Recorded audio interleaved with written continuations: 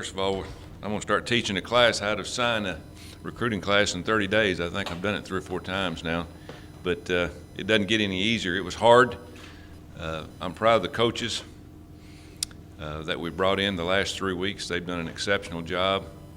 Everybody around here that's helped put this class together. It was kind of hectic. We were probably looking at about 10 to 12 players this time last week. We had no clue where they were going.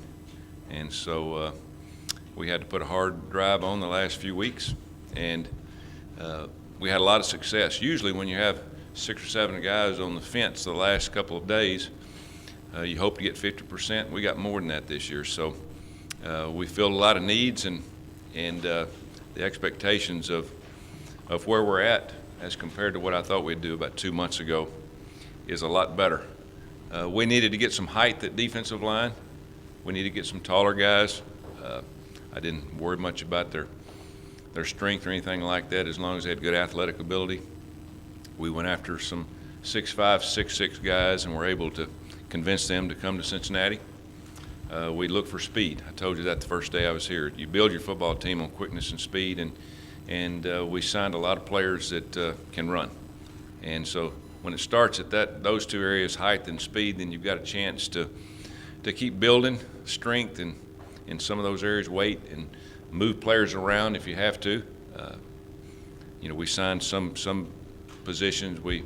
It looks like we oversigned, but actually we just went out and signed athletes, guys that we felt like could play and help us pretty quickly. We're going to need some help in some areas.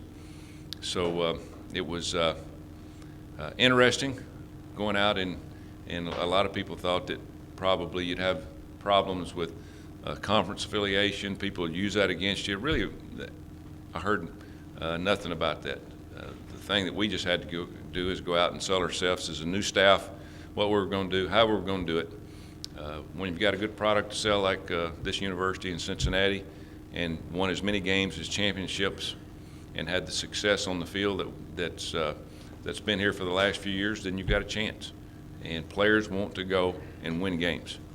And we're very fortunate that a lot of these guys that could go many other places chose us to come here to get an education and to play football. And so I thought we got a well-rounded class. We probably took more players away from this area than I would like to in the future. We didn't sign as many players from this area just for the fact that we weren't in on enough of them early enough. And we had to go out to places where we felt like that the needs, such as cornerback, taller cornerbacks, safeties, which we're in dire need of, and some experience of older players. We took, I think, 7 junior college players. Normally we would take 4 or 5, but we had to go a little bit deeper in the junior college ranks this year just because of the depth that we've had in certain positions. Because we've got a chance to have a good football team next year if we plug in some guys that can play and play immediately. So that was a big need and concern going into recruiting for the last month.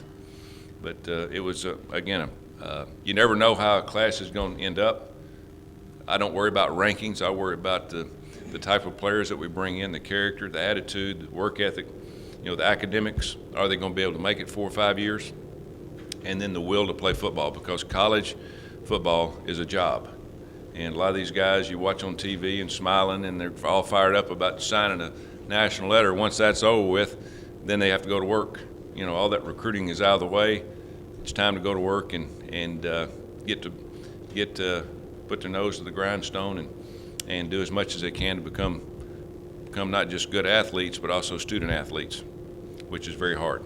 So we're excited about it. We'll look forward to it, and we'll take some questions. I won't talk about individually unless you want to talk about some players. Questions? You talked about taking between 20 and 22 players earlier today, or the upside of that at 22.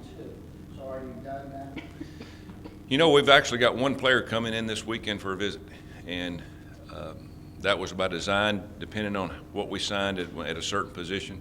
A lot of people are recruiting this young man. We convinced him not to sign today to give us an opportunity, so we have one more that we're looking at.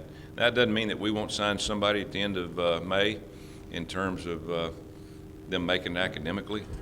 a lot of times people won't sign some players because the ability not to know whether they're going to be academically eligible or clear the clearinghouse. So we're pretty close to the end.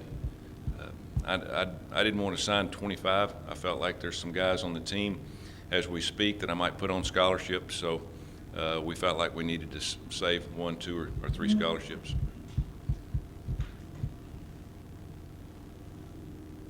How different is the class now compared to maybe what it was looking like when you got here? Obviously, a lot of changeover coming and going. Are there a lot of guys that stuck with you through the process, and how many you sort of jumped on in the last few weeks? Yeah, we kept some, we lost some.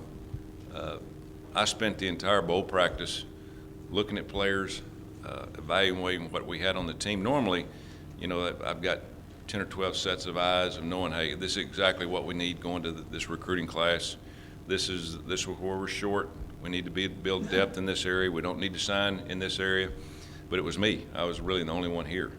So I spent 4 or 5 practices watching the team, kind of looking, taking notes, looking at the seniors going out, looking at the type of players that we need in certain areas. And so that's pretty difficult, you know, when you've got one person trying to do it as to 12 or 13. So it's a hard process. The evaluation part of recruiting is the most important part. You can go out and sign all these big-time so-called high school athletes, and they might not be able to play.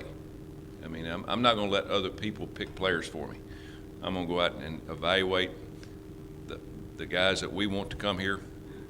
We're going to know what they can do on and off the field, academically. There's a lot that should go into recruiting, and I make sure that all of our coaches do all the background work we possibly can to make sure we bring not just the best player, but also the best person that we can sign to come here to be part of this team. It doesn't take great players to win championships. It takes a lot of good players that play together as a team, that believe in each other, that love each other, that will play hard and practice hard. And so we went out and we looked for guys that enjoy football, will go to class, want to get a degree, and then are a team type of players. And you're going to make some mistakes, but you know, we want to make sure if we make them that we've done all the background work, and if we make a mistake in the end, you know, those things happen. But you make less mistakes when you go out and do your own evaluation. Don't take anybody's word for it. You work with the coaches, you work with the counselors, the principals, everybody involved, and you try to get the best person and the best athlete to come to your university. You said you could teach a class on doing this in 30 days or less. What's key to doing it well? Having patience. It's very easy to go out and just take players because there's a lot of guys out there that are ranked that you would want, and but you've got to understand that you can't go out and take 5 quarterbacks. I mean, you might need offensive linemen. You have to have patience. You have to go out and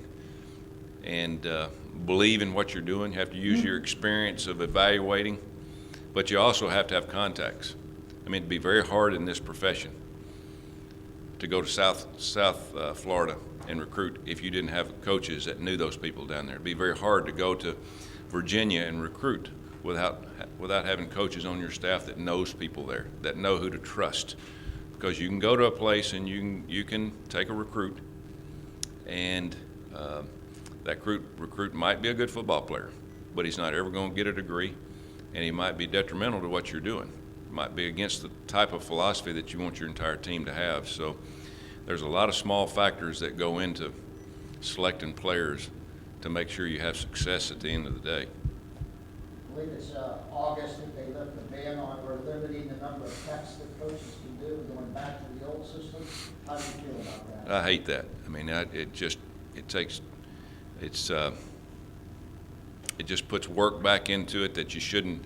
The players don't need, the student athletes don't need, the teachers, the coaches of the high schools don't need, and your coaches. You're going to spend a lot of time unnecessarily texting back and forth. It's you know, I haven't kept up with the rules. I heard they were thinking about that, and I know as a member of the Board of Trustees of the American Football Coaches Association, talking with assistant coaches, having a life away from the office and away from football for assistant coaches is something that everybody likes to have.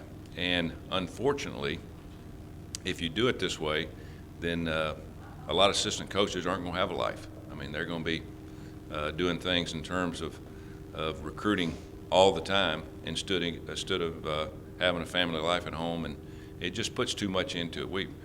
I wish we'd just leave the recruiting alone, and instead of adding, I'm for cutting back, because there's too much out there as it is.